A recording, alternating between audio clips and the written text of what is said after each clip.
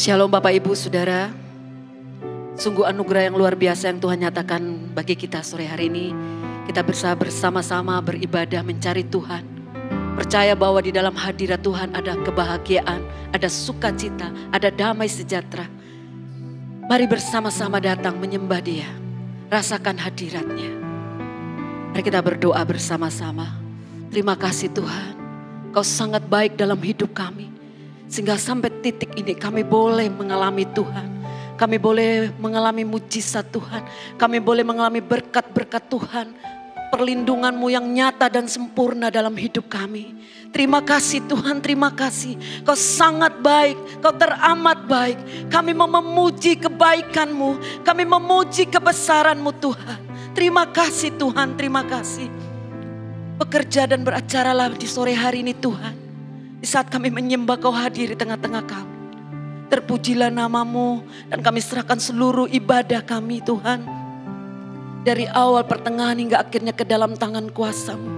Biar suasana surga mengalir memenuhi tempat ini. Suasana surga ada dalam hidup kami.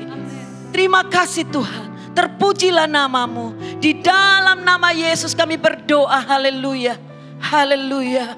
Amin. Haleluya Yesus.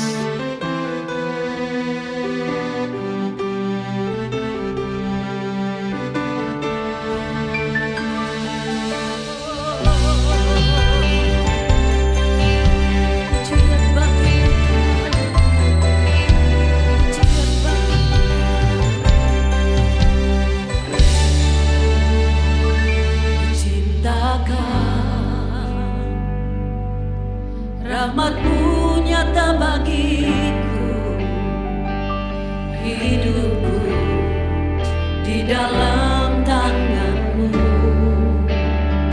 Sejak pagi ku terbangun sampai ku terbaring, ku nyanyi kebaikan-Mu Tuhan. Sepanjang hidupku Kau setia, sepanjang hidupku Kau sangat baik.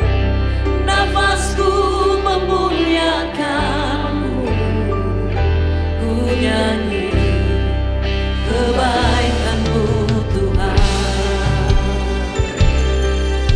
Untuk menyanyi kebaikan-Mu Tuhan.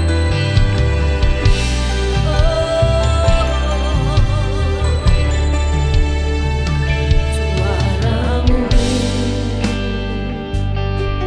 tuntunku lewati api, karena Kau ada bagiku. Ku tahu sungguh Kau Bapa-Ku dan Salahku. Ku saksikan kebaikan-Mu Tuhan. Sepanjang hidupku Kau setia, sepanjang hidupku Kau sangat baik. Nafasku memuliakan-Mu, ku nyanyi kebaikan-Mu Tuhan. Biar sepanjang hidup kami nyanyikan segala kebaikan-Mu. Sepanjang hidup kami meninggikan Engkau Tuhan. Haleluya.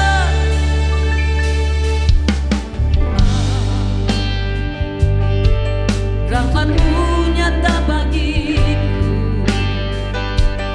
hidupku di dalam tangan-Mu. Sejak pagi ku terbangun sampai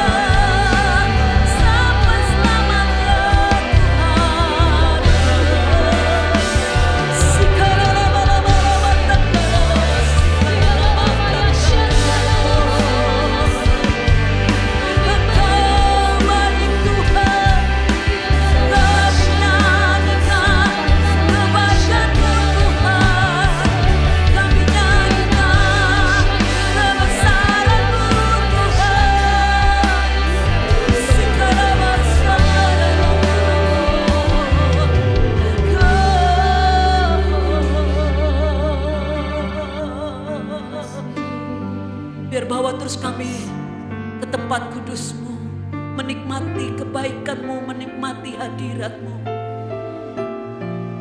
Karena kami tahu dalam hadirat Tuhan ada sukacita, damai sejahtera, kebahagiaan. Mengalir kasih-Mu di tengah-tengah kami Tuhan. Ku rindu diam di bait-Mu, menikmati anugerah-Mu. Di hadirat-Mu bahagiaku penuh, Yesusku, Kau kerinduanku, menyembah-Mu,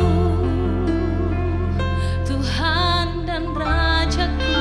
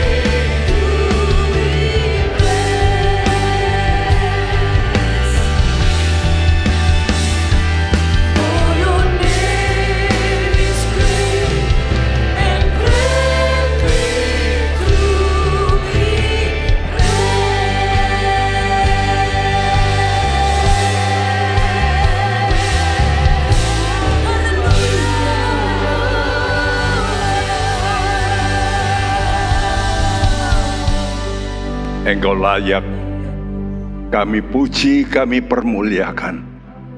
Karena Engkau Allah yang begitu kasih, tidak ingin seorang pun celaka, namun Engkau memberikan kami waktu, dan biar kami memperhatikan waktu yang Kau kehendaki. Terima kasih Tuhan, dan biar Engkau berbicara melalui hamba-Mu, urapi kami sekalian, supaya baik hamba-Mu dan setiap pendengar dengan urapan daripada Roh Kudus, kami dapat menangkap, mengerti. Berkati Tuhan semua pemuji, pemusik yang sudah menghentarkan kami kepada puji-pujian yang tinggi. Berkati juga para Tuhan pelayan sound system. Terima kasih, kami sambut firman-Mu dengan hormat dalam nama Tuhan Yesus. Amin. Shalom, saudaraku. Ada satu pernyataan yang mungkin ada beberapa orang, bagaimana kita bisa selamat justru kalau Allah murka. Justru saya katakan, banyak orang diselamatkan via murka. Itulah sebabnya kalau dikatakan nanti beberapa orang banyak itu akan melalui aniaya, mereka rasanya mana mungkin. Tapi justru itulah kenyataannya. Ya. Karena itu kalau ada orang menafsir dalam 1 Tesalonika 1 Tesalonika 5 dikatakan bahwa kita diselamatkan dari murka Allah. Itu memang maksud Tuhan supaya kita dari murka Allah. Tapi kebanyakan orang harus via murka Allah. Sayang, ya. Tapi itulah fakta bahwa nanti banyak orang diselamatkan via melalui murka. Karena itu saya beri tanda tanya, sebab mungkin kita bertanya, apa iya toh? Ya. Yeremia 51 ayat 45 berkata, keluarlah dari tengah-tengahnya, hai umatku. Hendaklah setiap orang menyelamatkan nyawanya dari murka Tuhan yang menyala-nyala itu. Iya, kita diminta keluar lebih dulu. Ya, supaya kita itu jangan kena begitu. Tapi nanti ada orang yang pada titik-titik akhir baru keluar. Nah, itulah kenyataan. Ya, saya sudah terangkan ini, bahwa kita ini kalau bisa, saudara semua itu bisa menjadi buah sulung gereja. Waktu Yesus datang di udara, menjemput seperti pencuri, seperti dia bukan pencuri, tapi seperti itu tengah malam. Ya, nah kita mesti yang sudah ready, yang sudah menurut dengan betul, total, itu bisa terangkat. Tapi kalau kita ini masih tidak mau, ya, mengikuti apa yang Tuhan katakan, mau tidak mau Allah izinkan kita melalui masa sengsara. Ya, karena itu sudah lihat gambar ini, ada 2 sesi kedatangan Tuhan. Yaitu sesi di mana dia datang di udara dan sesi waktu dia datang di bumi. Ya, sesi waktu dia datang di udara ini dengan maksud anugerah bagi orang yang mau dengan rela melakukan sebelum terjadi secara total. Ya, jadi kalau mendadak nanti Tuhan datang di udara, orang yang betul-betul sudah mau, ya, menanggung salib, menderita, dia seperti buah sulung ini, ya, terangkat dan dia luput dari masa sengsara, yaitu permulaan sengsara dan sengsara besar. Lalu saya kasih di situsku titik-titik sambil ada Scott ya blinking gitu. Itu banyak orang justru seperti yang titik biru-biru itu. Ya, nanti harus lewat masa sengsara. Dan itulah saya beri kotak di sebelah ujung kanan, buah susulan gereja. Nah, ini jumlahnya paling banyak justru. Ya. Jadi ini kita mesti mengerti ini. Buah susulan gereja adalah orang yang percaya firman nubuat setelah terjadi. Jadi kalau belum terjadi, mereka belum mau siap-siap.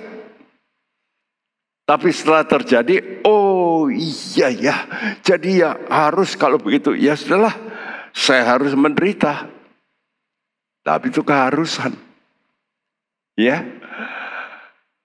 saya sudah terangkan 2 minggu lalu, saudaraku, bahwa ada penderitaan yang tidak harus kita tanggung. Nah, itulah orang-orang yang masuk buah sulung gereja, yang sebetulnya dia benar, tapi dia harus menderita. Itu namanya penderitaan yang tidak harus ditanggung. Seperti Yesus, dia benar, dia nggak salah. Kenapa harus menderita? Ya, jadi ada penderitaan yang tidak harus. Tapi ada penderitaan yang harus ditanggung sendiri. Wah, saya harap kita jangan sampai harus menanggung suatu penderitaan. Kalau bisa. Tapi mau tidak mau, kalau itu ada jalan untuk selamat, ya lebih baik ditanggung. Saya berikan 2 kenyataan ini. Ya, ini dua-duanya pada masa murka Allah. Yaitu waktu Nuh. Saya tulis di situ keluarga Nuh selamat. Kenapa selamat? Karena masuk ke dalam bahtera. Dan kalau kita baca dalam 1 Petrus 3 dikatakan Nuh ini diselamatkan oleh air. Loh, justru air itu yang menyelamatkan dia. Coba kalau enggak ada air itu, dia juga enggak selamat. Ya, karena air ini memisahkan dia dari orang-orang yang enggak benar. Jadi dia selamat semua karena masuk dalam bahtera. Dan inilah sebetulnya yang Tuhan kehendaki. Sebelum Nuh melihat, belum melihat apa-apa, belum melihat awan gelap, belum melihat segup petir, dia mengerjakan terus-menerus selama ya diberi waktu oleh Tuhan 120 tahun. Dia terus bekerja, ya, karena dia punya percaya pasti akan terjadi. Oleh karena itu waktu dia disuruh masuk, dia masuk. Saudaraku, lalu pintu ditutup oleh Tuhan sendiri. Nah, jadi perhatikan bahwa keselamatan kita seperti itu sebaiknya. Ya, jadi kita ini mau mengerjakan seperti Nuh itu. Dia nggak melihat akan terjadi banjir, terjadi ya suatu banjir yang begitu besar. Dia nggak punya firasat. Tapi orang dia percaya firman Tuhan bahwa Tuhan akan menghukum bumi, maka dia siapkan. Sebaliknya Lot, ini bukan orang tidak benar. Alkitab mengatakan dia seorang yang benar. Jelas kalau sudah baca dalam 2 Petrus 2 ayat 7 dikatakan, Lot seorang yang benar. Jadi bukan berarti dia itu, wah hidupnya di Sodom, hidupnya ngaco. Enggak. Tapi dia pikirannya karena mungkin juga karena istrinya yang pikir, kamu ya lebih baik kita usaha di sini. Untungnya banyak. Dan mereka tinggal di Sodom. Jadi keluarga Lot ini dipaksa keluar. Kalau Nuh tadi dengan kehendaknya sendiri masuk. Betul nggak? Jadi dia dengan rela masuk. Tapi keluarga Lot ini dipaksa keluar. Nah, dari Sodom. Supaya selamat dari api yang menghanguskan. Kalau Nuh selamat oleh air. Tapi Lot selamat dari api yang menghanguskan. Nah, waktu dia keluar, apa yang dia bawa? Nggak bawa apa-apa. Ludes. Apa yang dia peroleh di Sodom habis. Dia nggak bawa apa-apa karena terburu-buru. Oleh karena itulah istri Lot, dia pikir, waduh, hartaku, berlianku, perhiasanku masih di Sodom. Dia noleh dan dia jadi tiang garam. Saudaraku, coba kita perhatikan secara timetable, sequence-nya, artinya tahapannya.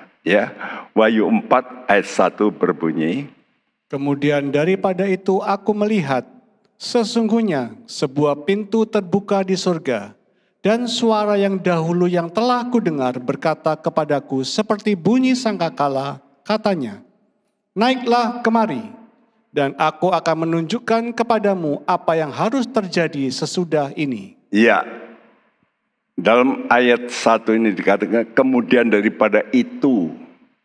Kemudian daripada apa? Kalau sudah baca Wahyu 2, 3 itu diterangkan tentang gereja, 7 gereja. Jadi ini bicara tentang zaman gereja. Sesudah zaman gereja yang diakhiri dengan gereja Laodikea. Dan kita sekarang ini sebenarnya dalam sistem dunia, gereja di dunia sekarang ini modelnya seperti Laodikea. Apa itu gereja apa? Laodikea berasal dari kata Laos dan Dikea. Laos artinya rakyat, Dikea itu judgment atau pikiran, penentuan. Jadi gereja banyak ditentukan oleh pikiran pendeta-pendeta, bukan pikirannya Kristus. Ya seperti sekarang terjadi, sudah lihat. Beberapa pimpinan gereja berkata, sekarang kan terjadi evolusi. Jadi mulai diizinkan hal yang dilarang di Alkitab, itu diizinkan. Ya sudah tahu sendirilah. Heboh dunia ini. Nah nanti setelah itu Tuhan kata, naiklah kemari. Dan ini berarti rapture.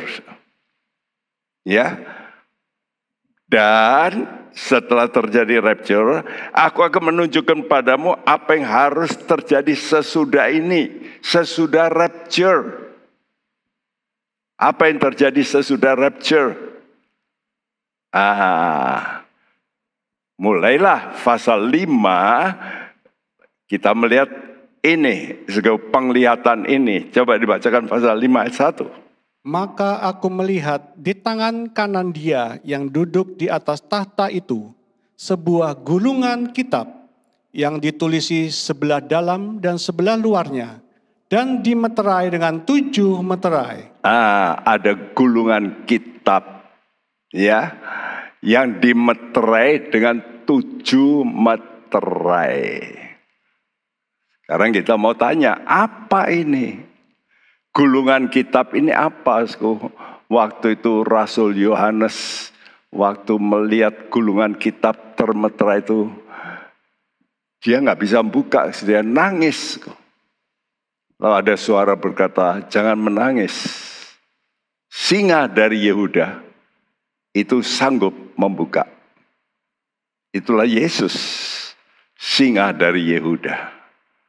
Nah sekarang apa sebenarnya kitab bermeterai itu? Ini sudah puluhan tahun lalu. Saya waktu baca Alkitab, saya teliti teliti tiap kata-kata, saya perhatikan, maka saya menemukan dalam Ulangan 32 ayat 34 sampai 36 ini adalah pembukaan wahyu. Apa itu meterai itu? Ya, coba dibacakan sekarang ayat 34 sampai 36 Ulangan 32. Bukankah hal itu tersimpan padaku, termeterai dalam perbendaharaanku? Hakkulah dendam dan pembalasan. Pada waktu kaki mereka goyang, sebab hari bencana bagi mereka telah dekat, akan segera datang apa yang telah disediakan bagi mereka. Sebab Tuhan akan memberi keadilan kepada umat-Nya, dan akan merasa sayang kepada hamba-hambanya, apabila dilihatnya bahwa kekuatan mereka sudah lenyap, dan baik hamba maupun orang merdeka sudah tiada. Nah, dari pembacaan kita tahu, apa itu kitab bermeterai? Dijawab oleh kitab Ulangan, bukankah hal itu tersimpan padaku, termeterai dalam perbendaharaanku? Apa itu? Nah, itulah haknya Tuhan, hak pembalasan yang sekarang masih disembunyikan. Pembalasan apa ini? Karena banyak orang enggak apa-apa melanggar hukum, enggak apa-apa, ya toh. Paling ya dihukum sama manusia, dihukum sama pemerintah. Tapi mereka tidak tahu ada hukuman Allah di balik itu. Jadi sebetulnya ya apa yang disebut kitab bermeterai itu adalah kitab penghukuman-penghukuman yang akan Tuhan curahkan. Karena itu kalau ada penafsir berkata bahwa kuda pertama, kuda putih, itu adalah Yesus. Agak aneh. Sebab itu meterai pertama. Kalau itu meterai pertama Yesus, yang lain penghukuman, ya lucu juga.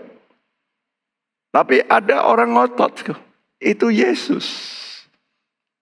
Kalau kita baca, Yesus itu dalam Wahyu 19, bukan Wahyu 6 ayat 1. Karena itu waktu saya ngajar bahwa saudaraku, kuda putih itu adalah antikris. Wah, mereka berontak, mereka lalu meninggalkan mendengar seminar. Mereka tidak mau belajar. Pokoknya guru saya dulu berkata ini adalah Yesus.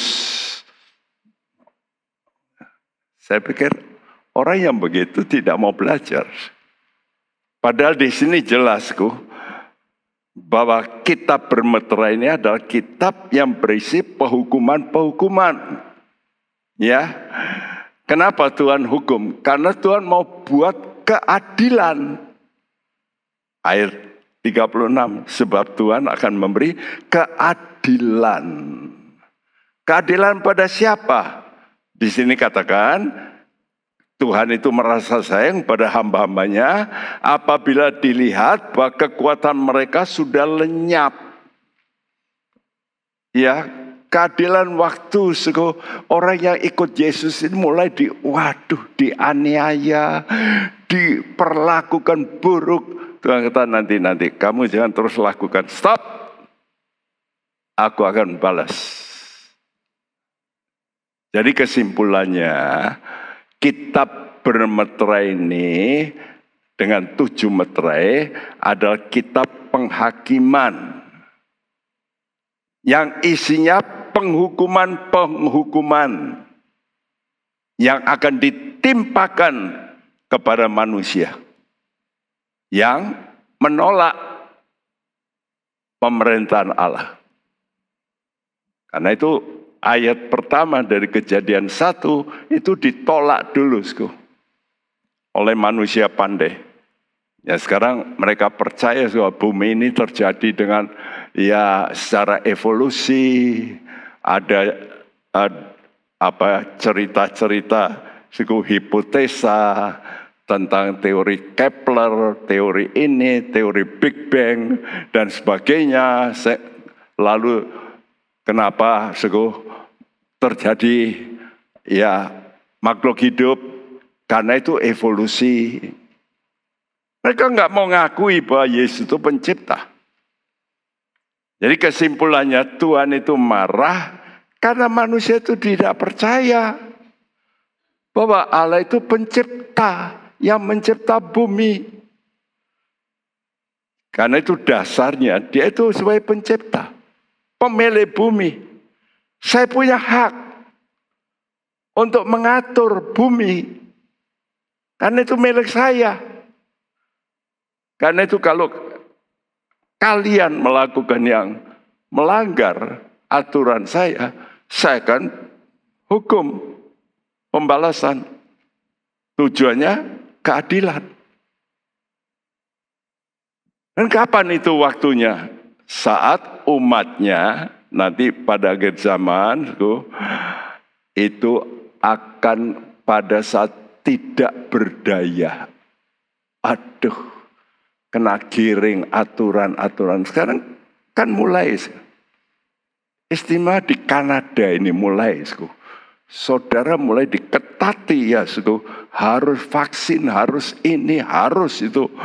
Kalau enggak vaksin enggak bisa beli, enggak bisa pakai internet. Enggak bisa. Enggak bisa sama sekali mengakses apa yang disediakan oleh pemerintah. Waduh. Orang nantinya terpaksa. Karena itu waktu terjadi COVID, suara dari pengatur dunia ini berkata, ya inilah saat di mana mulai diciptakan herd community, komunitas kawanan hewan. Herd community itu seperti ya bebek-bebek lah digiring, harus nurut, harus. Ya, kalau nggak vaksin nggak bisa masuk mall, kalau nggak vaksin nggak bisa naik pesawat, kalau nggak vaksin nggak bisa beli di toko. Waduh, celaka, betul nggak sih? Makanya begitu istilah itu dimunculkan, herd community, saya pikir, wah ini sudah mulai digiring ini. Seperti hewan. Oleh siapa sih? Oleh global elite. Kelompok yang memang ingin menguasai bumi. One world government. Ini sudah nyata, kelihatan. Kalau COVID sudah reda, yang lain dimunculkan. Cacar monyet lah, apalah. Dan orang nanti dipaksa. Kalau enggak mau, enggak bisa naik pesawat, enggak bisa naik kereta api. Nanti kan aturannya makin ketat. Nah, jadi kalau kita baca kitab Wahyu, maka kita tahu dalam pasal 6 mulai 7 meterai. Lalu setelah 7 meterai, dilanjutkan dengan 7 sangkakala. Setelah 7 sangkakala, 7 cawan. Jadi sangkakala dan cawan ini juga penghukuman yang termeterai. Ya, kenapa begitu? Karena itu saya tuliskan. Setelah rapture, buah sulung gereja, 7 meterai dibuka. Nanti kita terangkan apa itu. Apa yang akan dibuka. Nah, pada meterai ke-7, waktu meterai ke-7 dibuka, maka 7 sangkakala ditiup. Ini penghukuman semua. Waktu sangkakala ke-7 ditiup, 7 cawan murka dicurahkan. Kenapa disebut cawan? Kalau taruh botol di tuangkan itu kelek lama. Tapi kalau cawan, dibalik langsung. Artinya murka Allah yang langsung terjadi. Ini kita mesti siap. Karena ini akan terjadi. Dan pasti terjadi. Ya. Mari kita melihat, gulungan kitab bermeterai itu dengan 7 meterai. Itu meterai pertama kuda putih. Itu saya beri ayatnya. Wahyu 6 ayat 1 sampai 2. Kuda putih itu ini adalah antikris justru. Bukan Tuhan Yesus. Karena ini penghukuman. Jadi dia mulai membuat aturan-aturan. Yang dalam kitab Daniel dikatakan melanggar hukum Allah. Aturan-aturan yang berbeda dari hukum Allah akan diterapkan. Ya. Nah, waktu antikris datang, antikris itu seorang politik pasti. Dia pimpinan. Ya. Dan pasti ada yang nggak mau tunduk. Betul nggak? Nah, waktu nggak mau tunduk, lalu kuda yang berikut keluar, kuda merah. Apa? Perang. Diperangi. Nah kalau terjadi peperangan, itu meterai kedua. Terjadi apa yang berikut dari peperangan? Kelaparan. Itu meterai ketiga. Kuda hitam. Ya, Wahyu 6 ayat 5 sampai 6. Lalu setelah kelaparan, apa yang terjadi?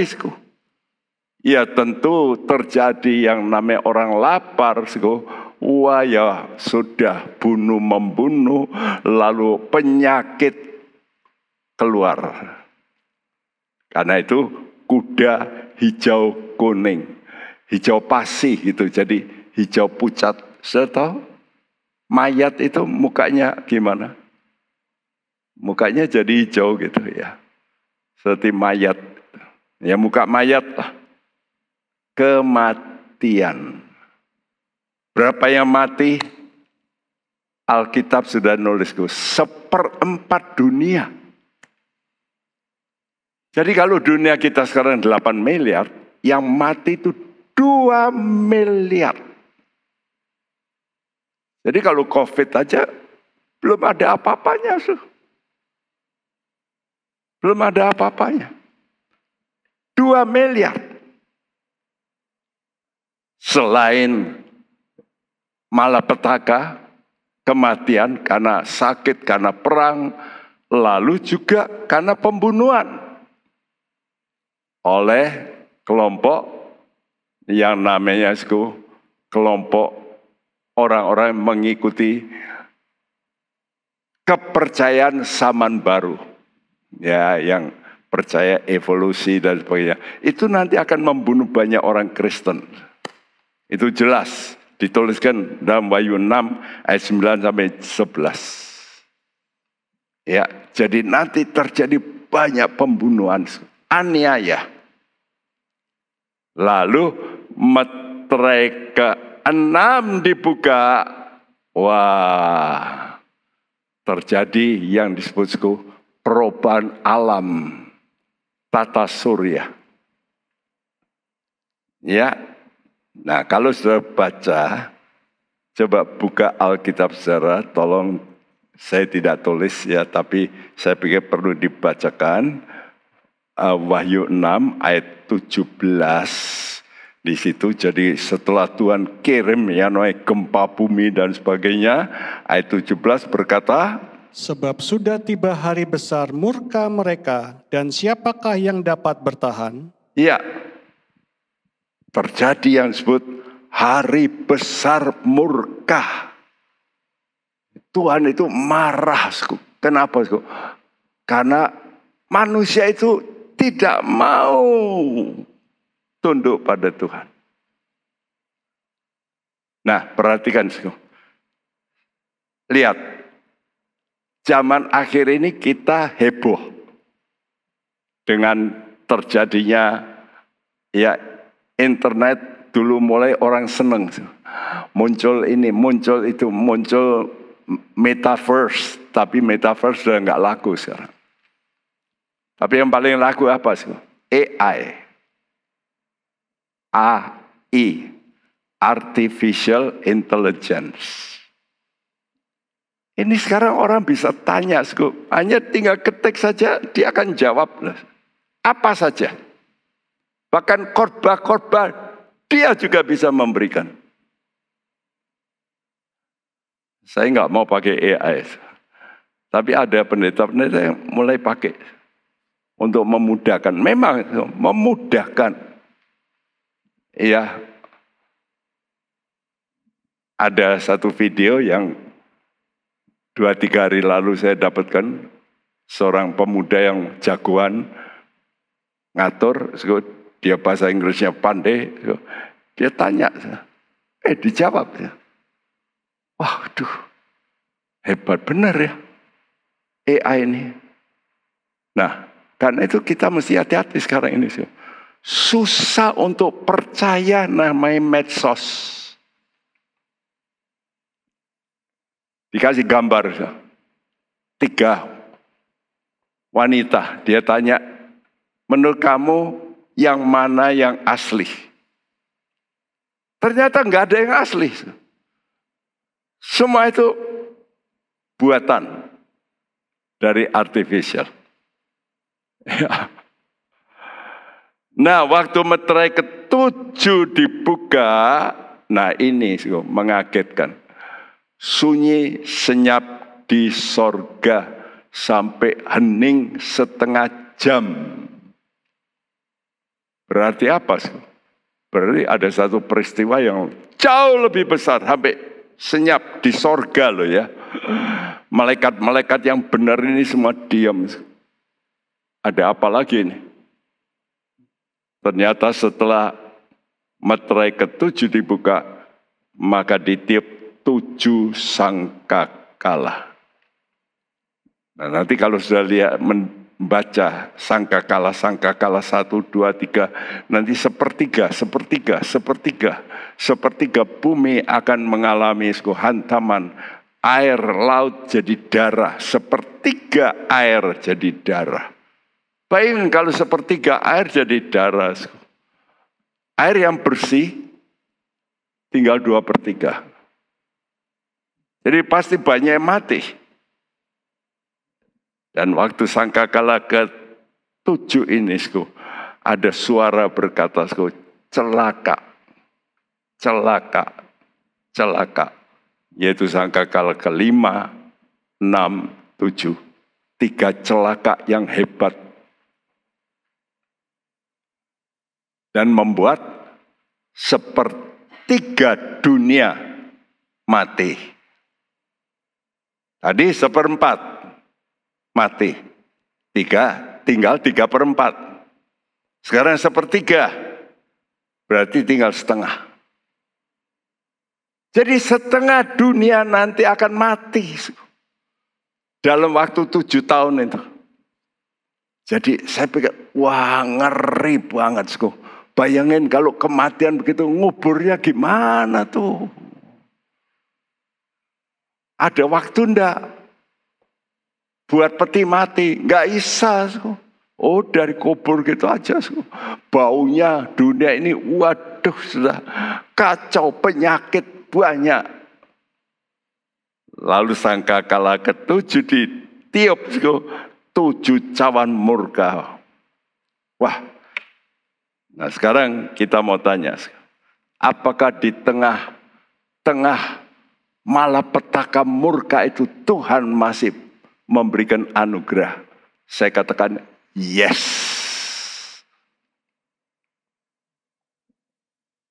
Anugerah Allah bagi yang taat suara Roh Kudus. Ya. Dan ternyata setelah Wahyu 6 meterai ke-6, pembukaan meterai ke-6 tadi kita baca hari besar dari murka Allah. Tadi kita baca ya, Wahyu 6 ayat 17. Lalu meterai ke-7 itu pasal 8. Nah, sekarang meterai ke-7 itu dimulai pasal 8. Nah, pasal 7 ini ada apa ini? Nah, disinilah Tuhan itu mau berkata, saya ini ada Tuhan yang punya belas kasihan. Walaupun manusia ini, apalagi orang Kristen yang tidak mau sungguh-sungguh sekarang, nanti masuk aniaya, aku tidak izinkan mereka celaka, masuk neraka.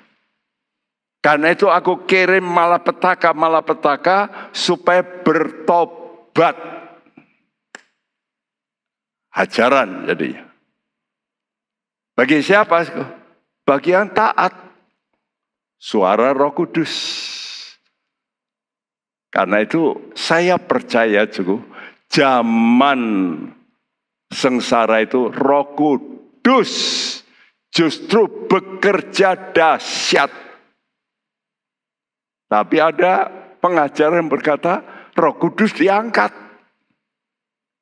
pada masa sengsara. Waduh, kalau Roh Kudus diangkat, siapa yang bisa menginsafkan?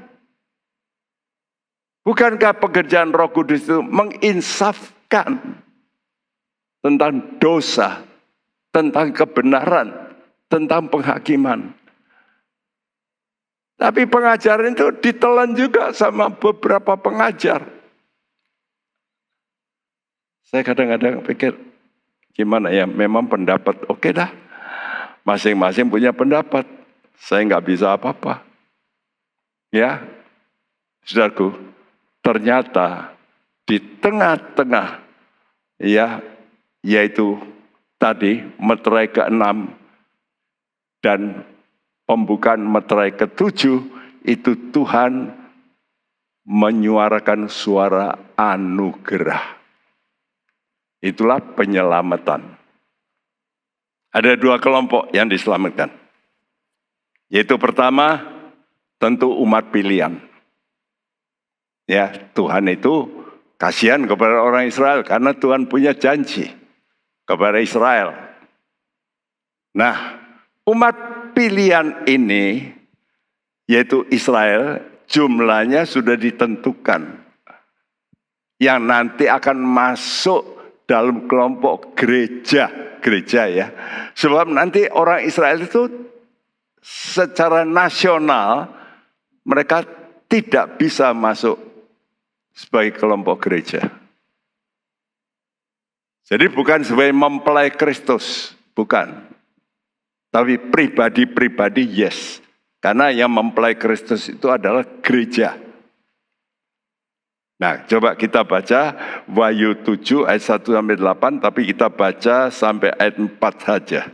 Ya, karena ini yang penting. Terus, bacakan.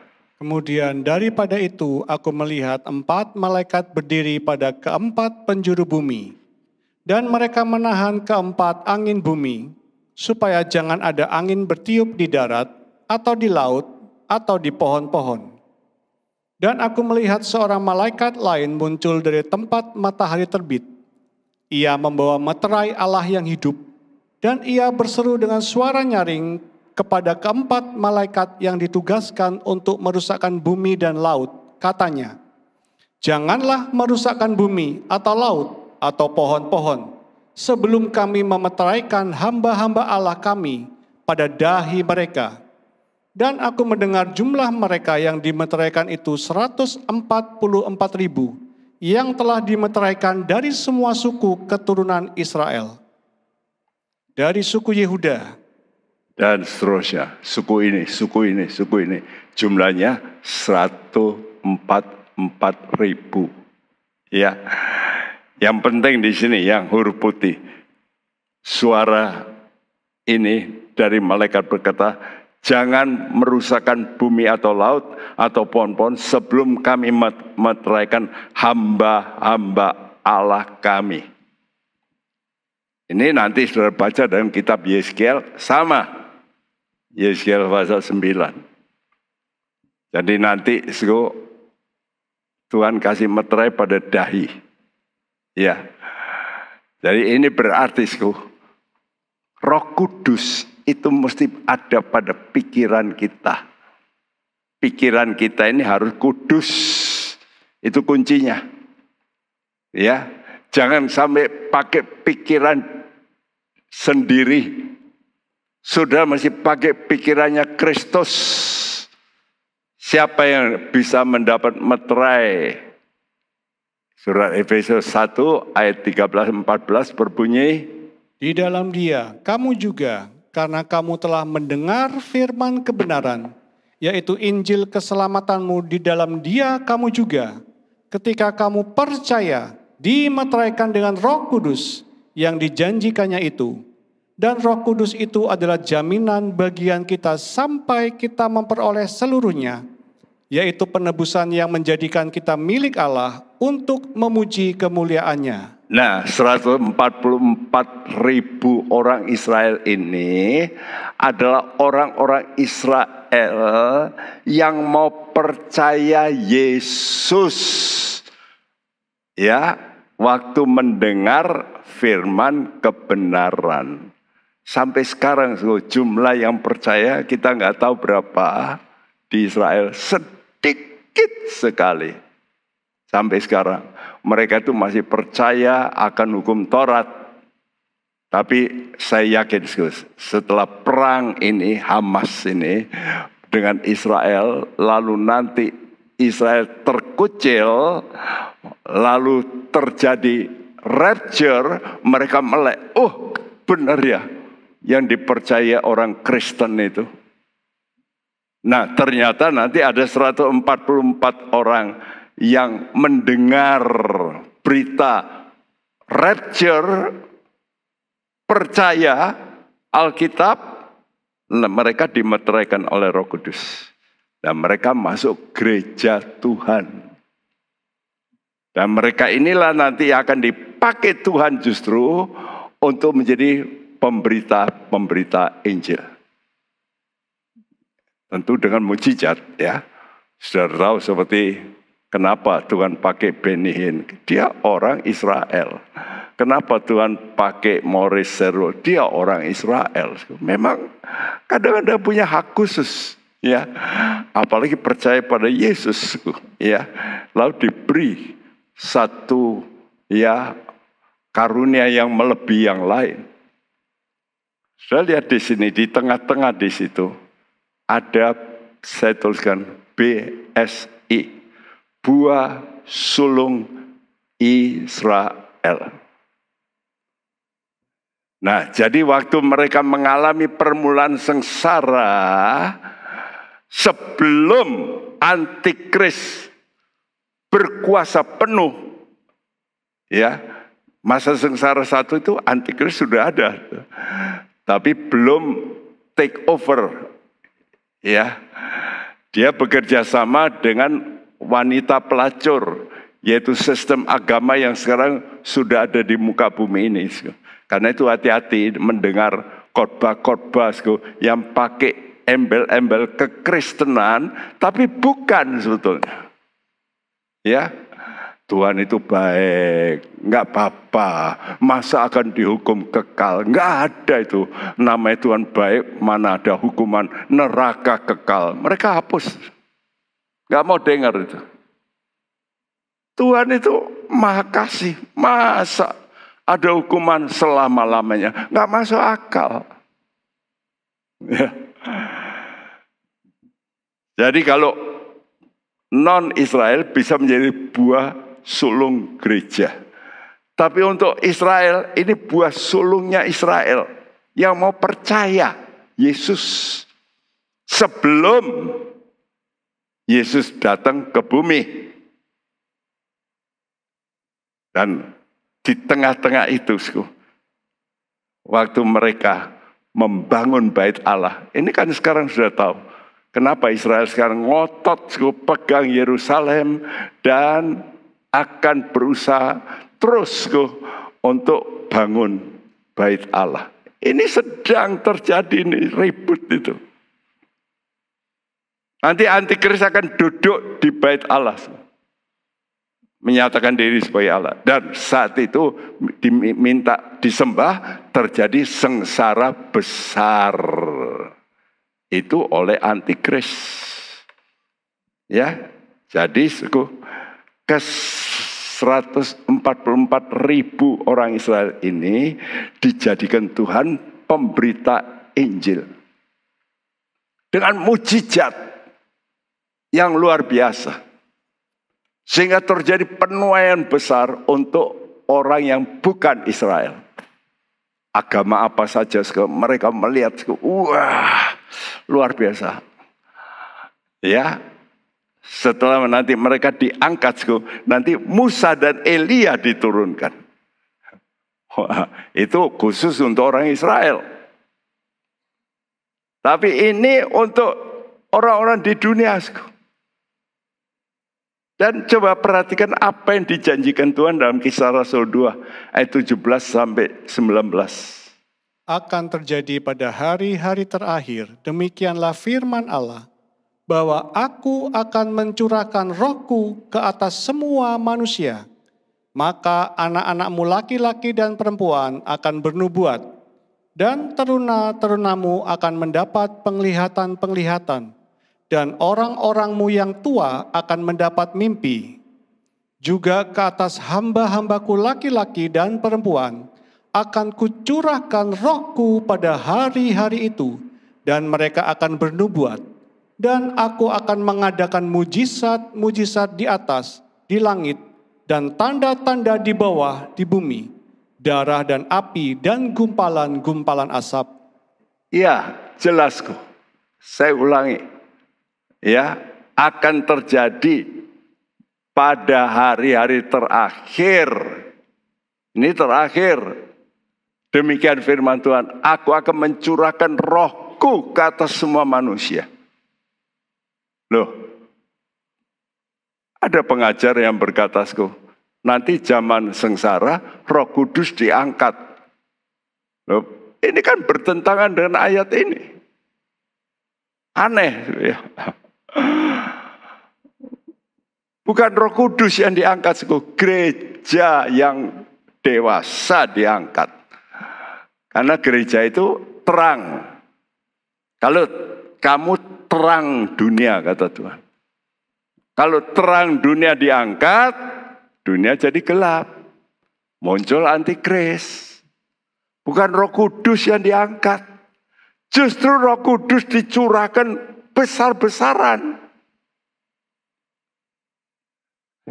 Saya dulu kan dari kelompok orang yang mempercayai itu, bahwa Roh Kudus akan diangkat. Tapi waktu saya baca Alkitab kok nggak pas. Bagaimana orang bisa percaya kalau Roh Kudus diangkat? Ya, gereja yang menahan si antikris itu yang diangkat. Itu yang dituliskan dalam 2 Tesalonika 2. Ya, bahwa yang menahan itu akan disingkirkan. Dan yang menahan itu adalah gereja, bukan Roh Kudus yang akan disingkirkan. Justru Roh Kudus dicurahkan besar-besaran. Terjadi mujizat-mujizat. Nah, akibat pelayanan Roh Kudus, ya. Jadi akibat pelayanan Roh Kudus dan penginjil-penginjil Israel yang jadi murid Tuhan dari 144.000, entah semuanya kah, saya nggak tahu. Tapi pokoknya mereka begitu banyak percaya dan dipakai Tuhan secara mujizat, maka penuaian non-Israel terjadi. Justru pada saat sengsara. Nah, itulah buah susulan gereja. Ya. Karena itu coba kita baca sekarang. Bahwa ini benar, pada masa sengsara justru akan terjadi penuaian besar-besaran. Dulu waktu saya ngadakan seminar, diundanglah teman dari Korea yang juga memberikan seminar bersama saya. Waktu saya bicara bahwa akan harus mengalami aniaya gereja itu, dia nggak setuju. Dia berikan gereja semua diangkat. Karena Alkitab menulis kita akan diluputkan dari murka. Tapi tadi saya terangkan, justru waktu murka kita diselamatkan. Ya seperti Lot itu. Lot itu kan sudah kena murka itu. Betul nggak? Selamat enggak dia? Selamat. Kenapa? Karena dia keluar. Jadi penyelamatan umat pilihan anugerah non-Israel ini ditulis dengan jelas dalam Wahyu 7 ayat 9 sampai 17. Bacakan.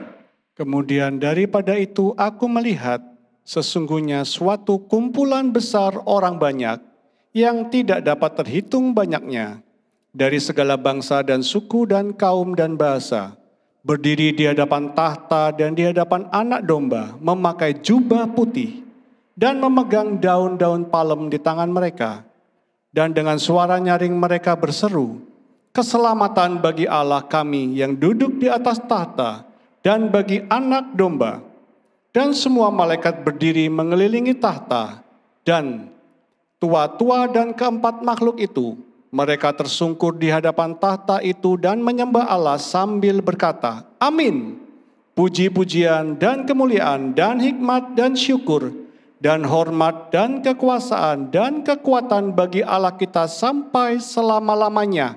Amin. Dan seorang dari antara tua-tua itu berkata kepadaku, siapakah mereka yang memakai jubah putih itu? Dan dari manakah mereka datang? Maka kataku kepadanya, Tuanku, Tuhan mengetahuinya. Lalu ia berkata kepadaku, mereka ini adalah orang-orang yang keluar dari kesusahan yang besar. Oh, jelas orang-orang ini adalah orang-orang yang keluar dari kesusahan besar. Jelas mereka ini orang-orang yang selamat ya. Justru waktu terjadi kesusahan besar. Ini kan jelas ya. Siapa? Jelas di sini katakan sungguh suatu kumpulan besar orang banyak. Ya. Yang tidak dapat terhitung dari segala bangsa, suku, kaum, dan bahasa. Jelas ini orang bukan Israel. Betul toh? Jadi orang-orang yang justru bukan Israel. Tadi Israel sudah dituliskan dalam ayat 1 sampai 8. Jumlahnya tertentu 144.000. Sekarang yang bukan Israel, jumlahnya berapa? Wah, banyak. Tapi mereka pakai jubah putih. Dan mereka menyanyi keselamatan. Karena itu ditanya, siapa mereka ini? Siapa mereka yang memakai jubah putih ini? Dari mana mereka datang? Jawabannya, orang-orang yang keluar dari kesusahan besar. Jelas ya, yang nanti banyak orang Kristen yang belum matang itu pasti akan mengalami kesusahan besar. Aniaya. Karena sekarang ini mereka masih tidak mau nurut dengan betul. Tuhan himbau dengan baik-baik.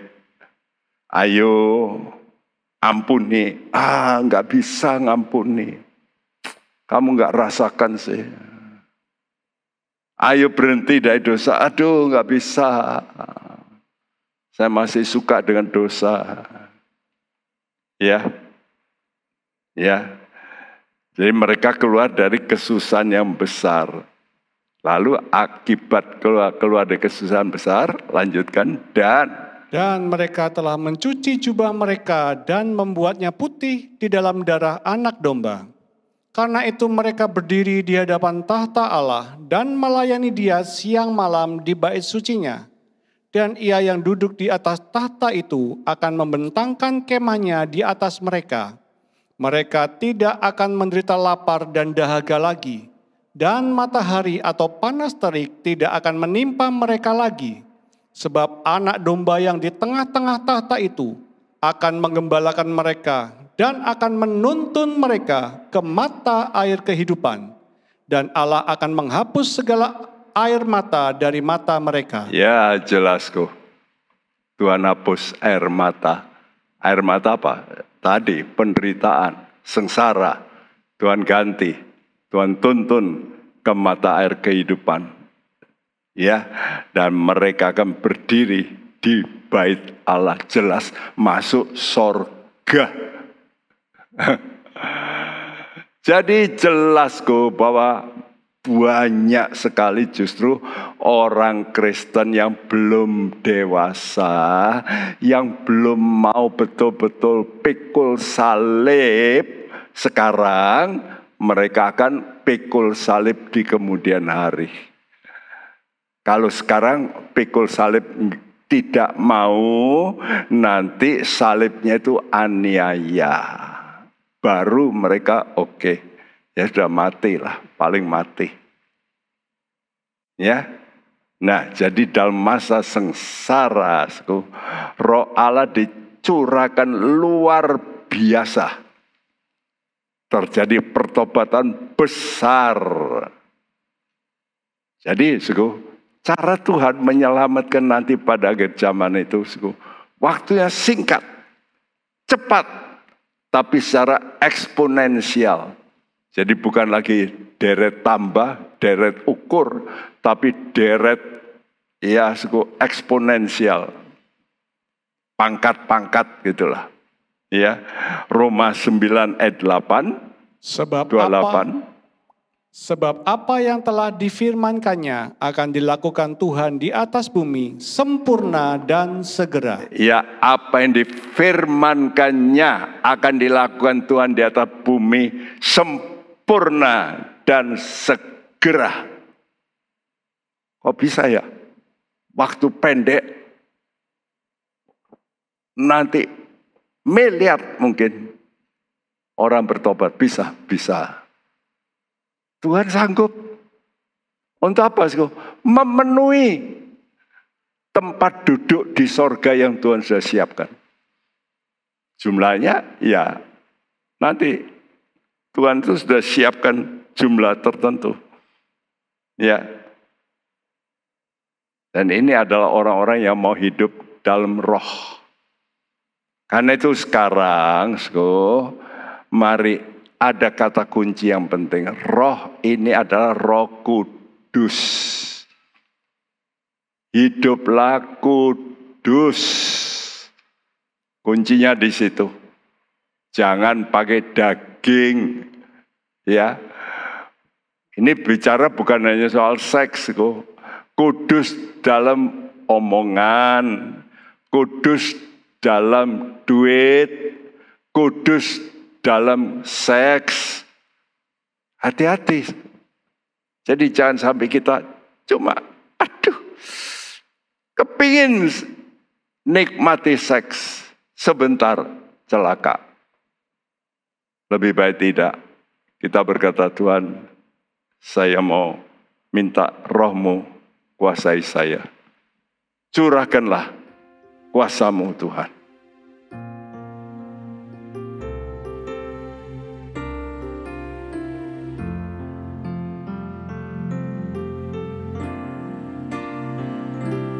Curahkanlah kuasa-Mu Tuhan. Mujizat terjadi di tempat ini. Curahkanlah kuasa-Mu Tuhan. mujizat terjadi sekarang ini. Curahkanlah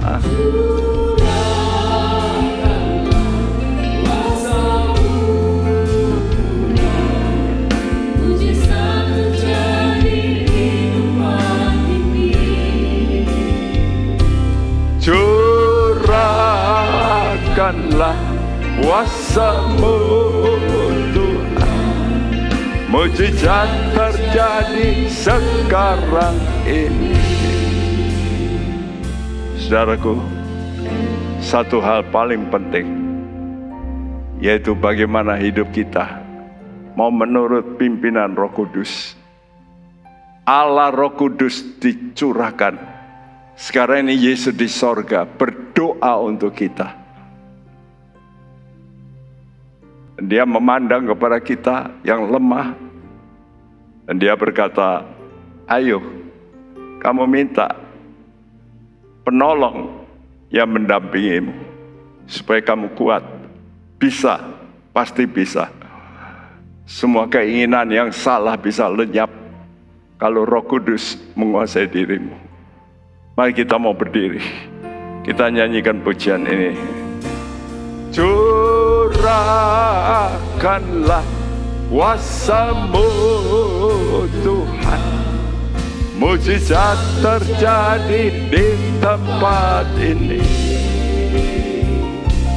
Curahkanlah kuasa-Mu Tuhan, mujizat terjadi sekarang ini. Curahkanlah, curahkanlah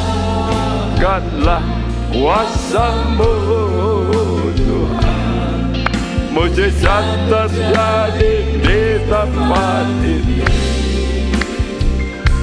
Curahkanlah kuasa-Mu Tuhan. Amin. Dengan hati yang haus, katakan, kuasa-Mu Tuhan. Yes. Curahkanlah, curahkanlah kuasa-Mu Tuhan, mujizat terjadi sekarang. Curahkanlah, curahkanlah kuasa-Mu Tuhan, mujizat terjadi di tempat ini. Curahkanlah kuasa-Mu Tuhan, mujizat terjadi sekarang. Sekali lagi dengan hati yang betul mendambakan.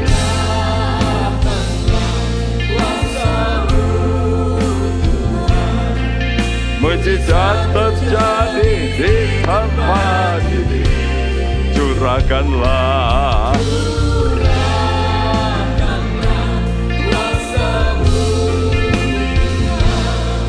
mujizat terjadi sekarang. Mujizat terjadi sekarang. Mujizat, mujizat terjadi sekarang ini. Berseru pada Tuhan.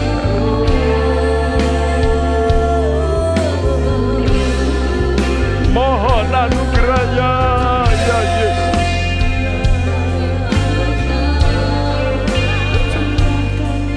Engkau pembaptis dengan Roh. Ini kami gereja-Mu Tuhan.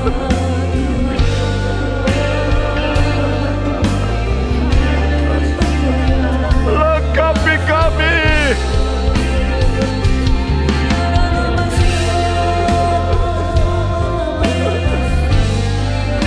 Lengkapi kami Tuhan.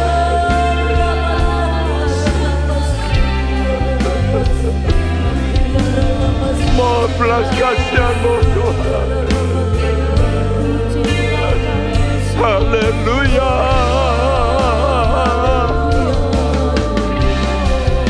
Curahkanlah ya Tuhan.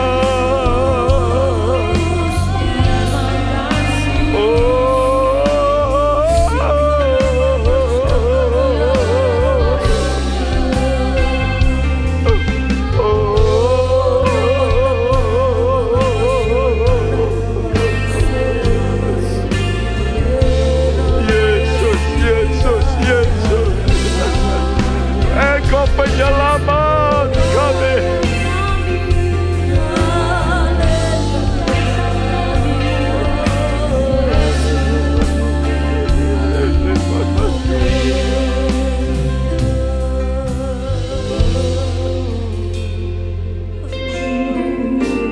Sadarkan kami ya Tuhan, waktu-Mu tinggal sedikit lagi. Beri kami ketahanan, beri kami kekuatan yang baru, dibaruilah hidup kami. Kami mohon anugerah-Mu, supaya kami jangan Tuhan tergeletak, tapi kami bangun Tuhan, bangkit Tuhan.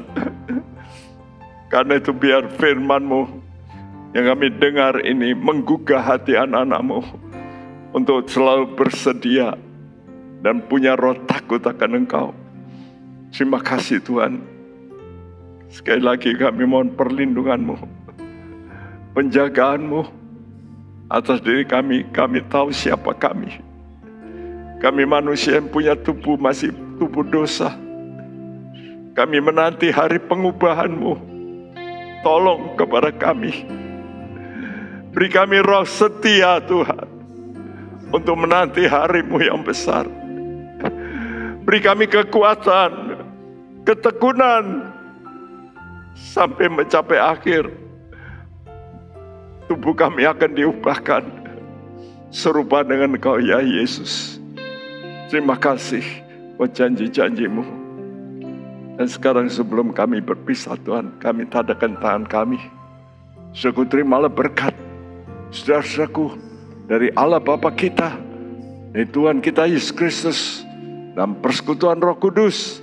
Tuhan memberkati engkau dan melindungi engkau, menyinari engkau dengan wajah-Nya, dan memberi engkau kasih karunia, dan menghadapkan wajah-Nya padamu untuk memberikan engkau damai sejahtera. Mulai hari ini sampai Maranatha Dia datang kembali. Nah, siap kita percaya berkata bersama, amin. Tuhan memberkati. Amin. Isilah hidup kita dengan menyenangkan hati Tuhan. Sungguh anugerah Tuhan kalau kita masih boleh hidup. Menjadi bijaksana adalah awal dari takut akan Tuhan. Gunakan waktu. Mari kita takut akan Tuhan. Bergabunglah dengan Pendeta Timotius Subekti dalam program Suara Alfa Omega. Hanya di Live Channel. Penyaluran kolekte maupun persembahan lainnya dapat dilakukan melalui transfer ke nomor rekening gereja dengan nomor 009 707 2071 atas nama Megawati dan Lee Irwande atau dengan scan QR Code berikut ini.